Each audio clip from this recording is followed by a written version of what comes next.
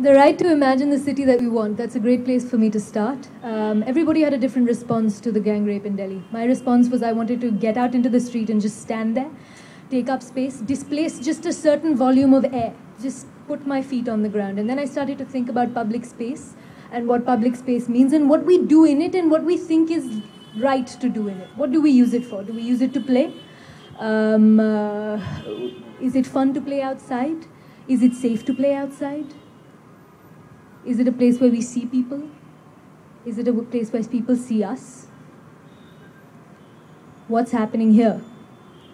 Why can't they do this in a playground? What's special about being able to use your street, the street in front of your house, the street outside your colony, for something as simple as playing a game? You can't do that in the house. Then I started thinking about private space versus public space.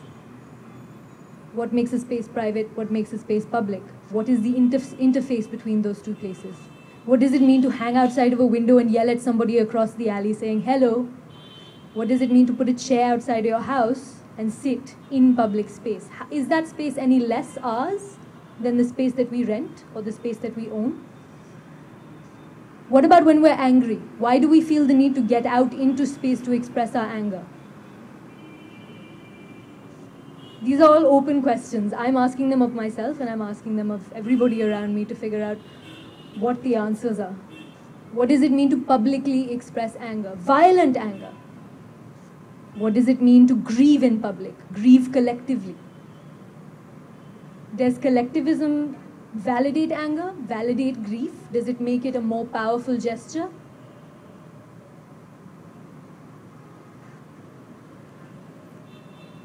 What does it mean to celebrate in public? Sometimes celebrate in really undignified ways. Experience joy. This is the Tomatina festival in Buñol, Spain, which happens every year. We have Holi, which increasingly is played in private spaces if you're from a good family and have a lawn in which to play Holi. But what does it mean to celebrate in public? What does it mean to celebrate too much? This is the carnival in Brazil. To what extent can you lose yourself in a public space? Is that safe? We keep coming back to this question of is it safe to rage, to celebrate, to play in public space? Do we live there? Is there in fact no boundary between public space and private space? What about the people who call that home, who sleep there, who don't just pass through public space, they actually inhabit it and occupy it? How does that make public space different for those people than for you and me, who have a home, who have a bed to go back to?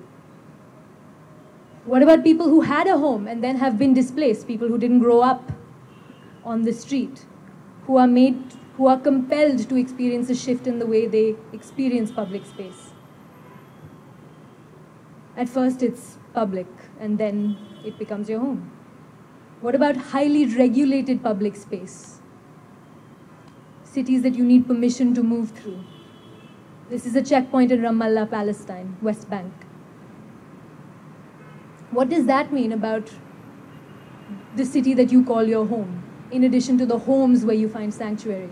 If you need passes, if you need permission, if you need to go through checkpoints and regulation to pass through your city. What about the regulators of a city? Do we fear them?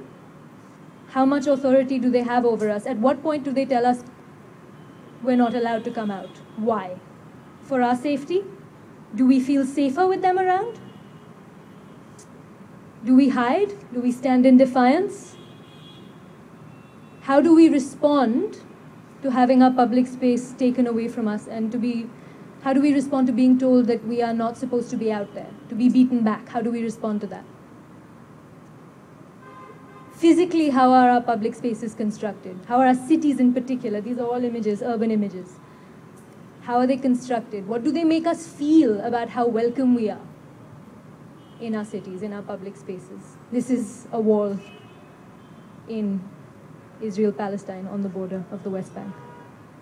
Do we need other people? Do we need permissions? Can we just go out and have a good time, just us and a patch of street? Maybe not. This is my favorite thing to do when it's monsoon. Again, do I feel safe doing this? If I was a little boy, maybe. how else do we use public spaces?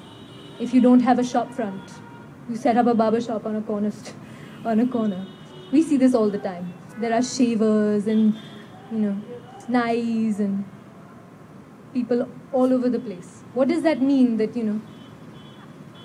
a piece of the street can become the place not only where you live, but the way where you have your business? This is somebody getting a pedicure in, I think, Thailand. Generally, you go to a parlor to do that because it's also a weird kind of secondary private space. Can we do these things in public? Is it transgressive? Is it fun? Is it in defiance of something?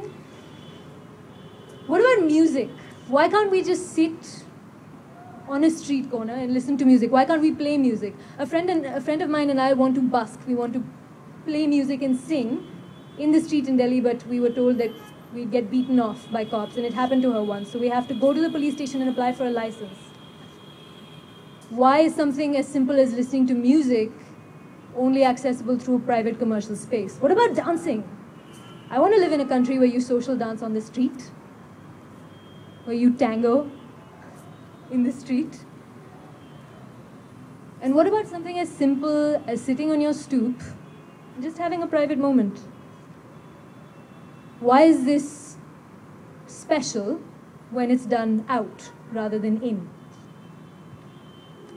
I don't know, but these are some of the ways I've been thinking through how we see and how we think about our public spaces.